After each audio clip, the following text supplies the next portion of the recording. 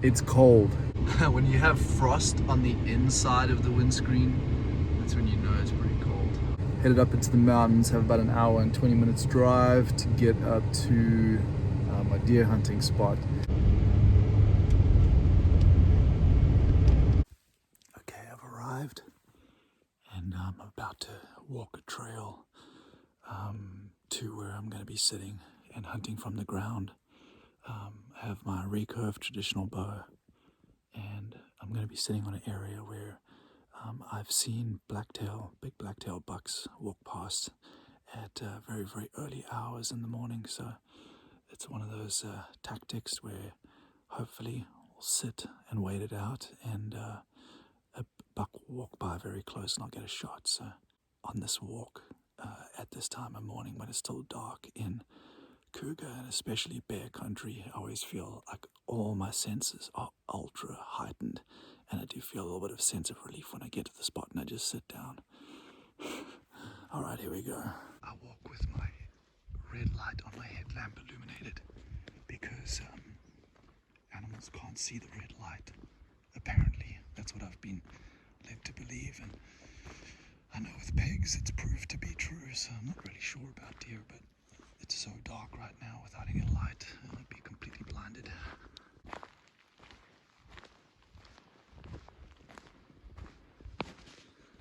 I spent 2 hours sitting in this location watching the sunrise. It was extremely dead. There was nothing moving, and I decided to pack up and move to a different location. I've abandoned that location, and I'm gonna go do some still hunting at another location not too far, where there's usually quite a bit of deer moving around this time of year.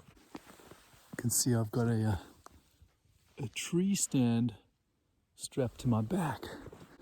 It's a really helpful tool for hunting with a bow because you can get elevated, keeping your scent higher and concealing your movement, because deer don't tend to look up when they're walking through the woods.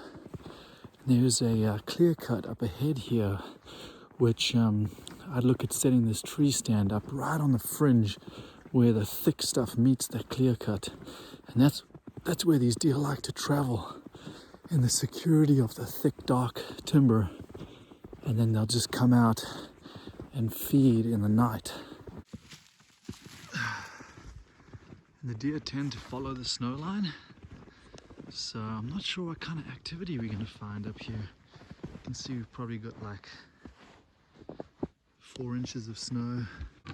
Okay, so here we have a single deer that's walked down here, and that's pretty fresh.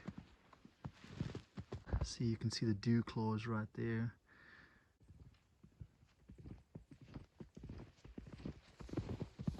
Look at that. It's so quiet. I love that. I love the quiet.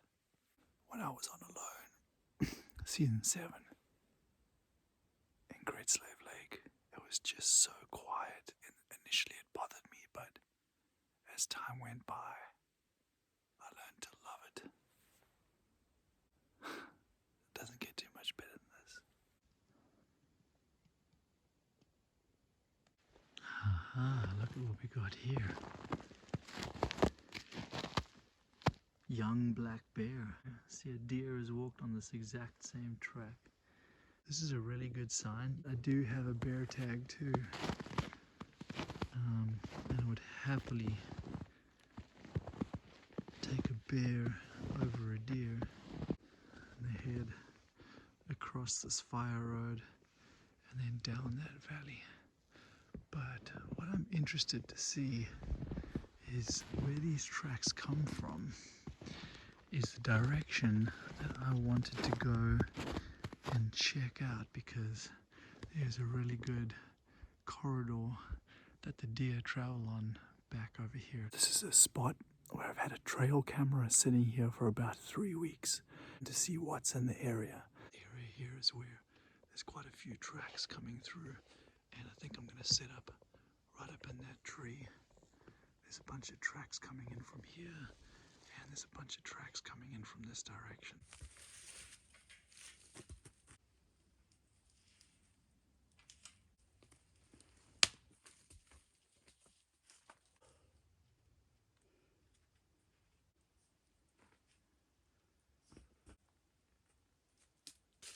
Alright, so I got the tree stand set. It's about 12 feet off the ground. I don't like to go too high. So I'm gonna get out of here and we'll come back here this afternoon about 3 o'clock and we'll sit in here till dark. Now I know that trail cameras are pretty controversial. They are legal here, but the reason that I love trail cameras, you can really learn so much about animal behavior. For instance, where I set up the tree stand, there was a bear in there rolling around on the ground yesterday afternoon.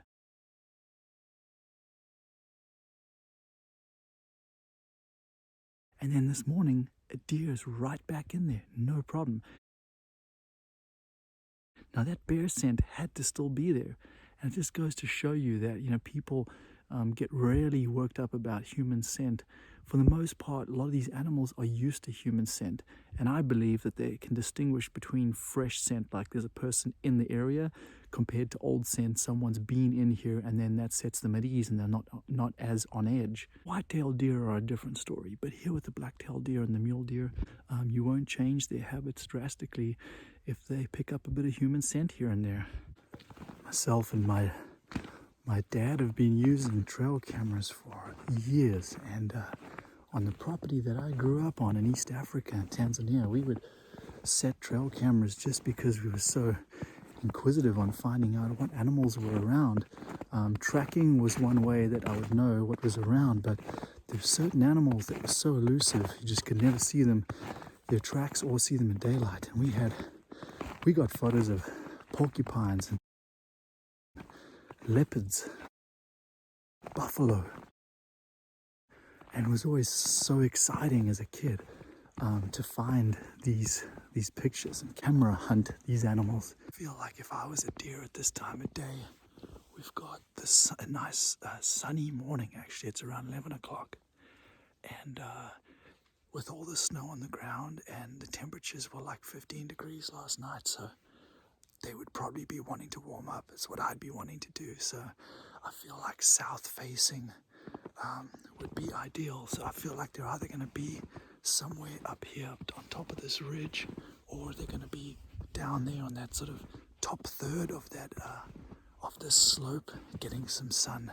It's walking through the snow is so loud. I do have some antlers in the backpack, so we'll do some rattling and see what happens. So the muzzleloader season overlaps the archery season, so that's why I'm wearing an orange hat. I'm not crazy about the idea of getting shot. I don't think that makes any difference with the deer's vision, because they mostly see in black and white anyhow. They see some hues of color, but mostly black and white.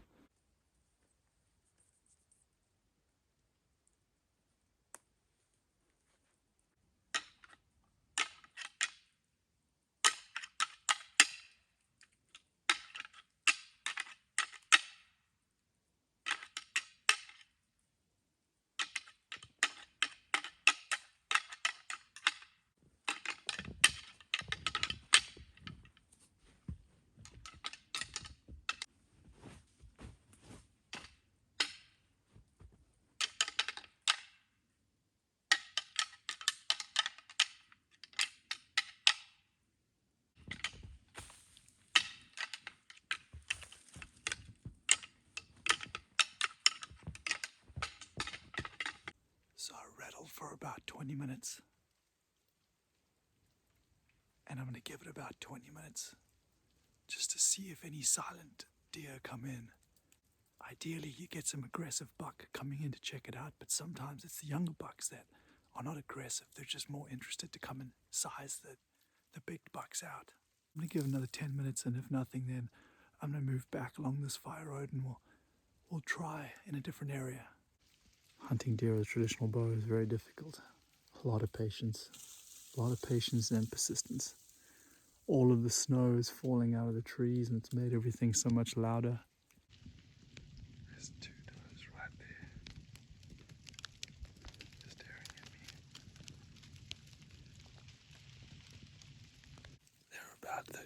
yards. I could take a shot, but I'm going to try and get a little closer. Nah, they're just too young. I'm legally allowed to take a doe or a buck, but and any deer is an achievement with a traditional bow. But it just didn't feel right, and there was too much obstruction in the way, and that's fine. I have a good feeling we're going to have more opportunity. So with the snow falling, I don't know if you can hear it. You hear all that snow melting out of the trees and falling down? It really masks the noise of my footsteps. Those two does didn't even hear me coming. They just caught a bit of my movement. I guess I've been tracking a deer for a little while now. You can see all the fresh tracks here. And there's some super fresh droppings. Right now you can see I'm in an open clear cut. And then we've got the thicker forest right there, where they're probably bedded down pretty close to for protection. So I'm gonna keep tracking it and maybe we'll bump into it. I think I'm gonna take the pack off and set up here. A great vantage point. Beautiful scenery. There's so much activity here. So check it out. See how we have an open area here, south facing, getting a lot of sun. And then over here we've got dense woods. They're going to be bedded down not too far from here for sure. They're going to stick close to this feed and to where they can get sun in the morning and the afternoon. So what we're going to do is I'm going to try and rattle again. See if we can bring a buck or an interested mature doe out of the woods.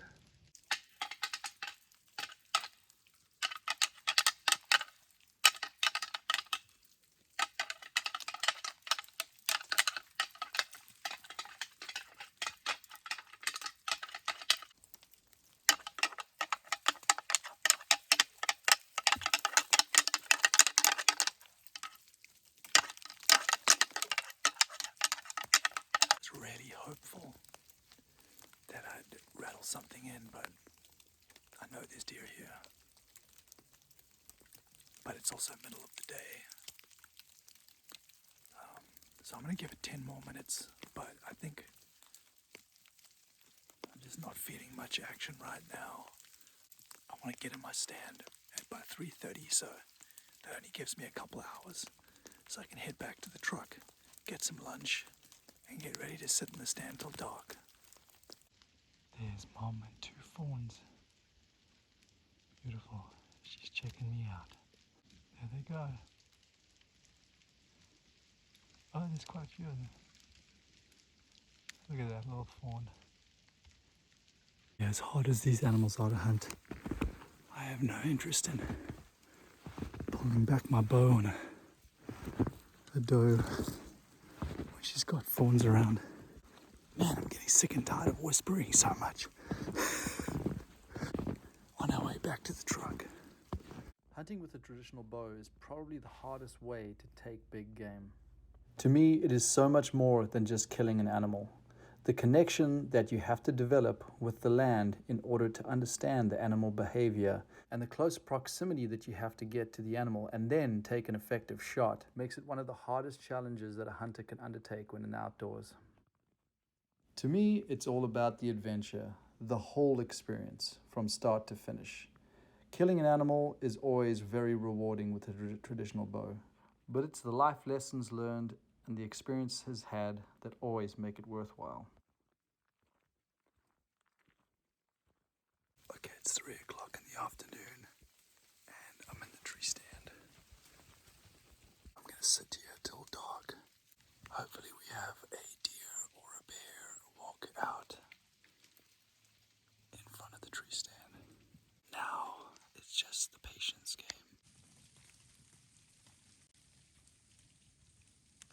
These moments are so vital to have in life, even if in just small doses. To be sitting still and be quiet, only with the mind to occupy you.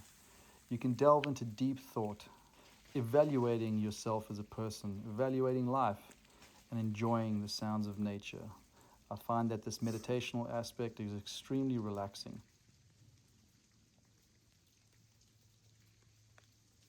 3 bleats and 2 does 5 yards in front of me. Like, I'm having a hard time. I'm cold. I'm really cold. I've been sitting in this tree stand now for 3 hours. I am freezing. I am chilled to the bone and my hands are barely working. I just couldn't bring myself to shoot one of those does. The fawns were making bleats, which were just absolutely beautiful to witness. Try and give this 10 more minutes. Oh, I'm shaking. Give this 10 more minutes and then I'm going to head back. It started raining about an hour ago and it's just so wet now. Headed back to the truck. I am chilled to the bone. But what a great experience. To hear those fawn bleats, they were just so low. There's no way they could fling an arrow at this family of deer, and the fawns were just so wet and looking so uncomfortable. And yeah, 5 yards away, so it was a really cool experience. No bucks, and unfortunately no bears. So I'm gonna get back to the truck. Man, I'm cold, and make up some food, try and get warm, and try again in the morning. So as I sit here and cut up some meat to make a stew with, I think to myself of those deer, those deer that have to spend the entire night and day just standing around, and it's too cold, there's too much snow for them to lie down, so they just gotta basically stand around and wait it out. You know, it's think about how tough those animals are, just so tough to live through what they do live through. It's incredible. Nice elk neck roast right here. All right, well, I'm gonna cook up some dinner, go to bed. All right, I'm headed out to the stand, tree stand right now. It's probably like 40 minutes before light, and we'll get back in the stand and see what happens. My camera is super foggy, but that right there is mountain lion tracks, fresh because they were not here yesterday evening when I walked back. So, does make me feel a little uneasy. Just gotta keep my wits about me.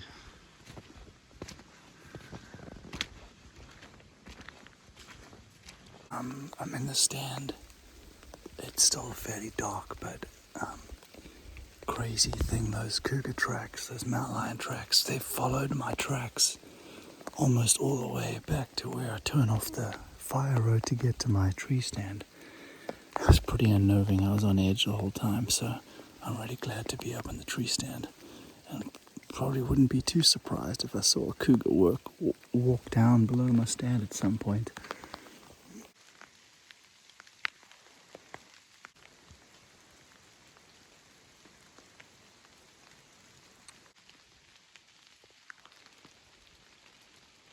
It's 9 o'clock and there's been no action. The wind is very swirly and it's raining. Most of the time I've found that when it's like this, the deer just hunker down in one spot because with all the noise and the swirly wind, they can't trust the sense of smell and hearing as much. So they tend to be a little bit on edge and they don't move as much. So what I think I'm going to do is just get down and do a little bit of still hunting on the edges of this clear cut and maybe bump into something. Well, the weather's just cutting my hunt short. It is just absolutely miserable, so wet. Look at that, foggy and wet and just kind of chills you to the bone. Everything is wet on me, I'm soaked. And I got out of the tree stand, walked a couple of miles just to see just to see what's moving around, if anything's moving around. It's just dead. It's just everything is hunkering down with this weather right now. So I only had a 2-day hunt, so knocking off a bit early, which really bums me out, but it's just, this is miserable. My arrow fletchings are all wet too, and they won't fly right when that happens. So overall, it's been a great experience. Had some really close encounters, and yeah, always learn something new each time we come out here. But the peace and quiet is really what's so important. To come out here and be in the woods and just listen to the nature sounds, very therapeutic. So I'll be back soon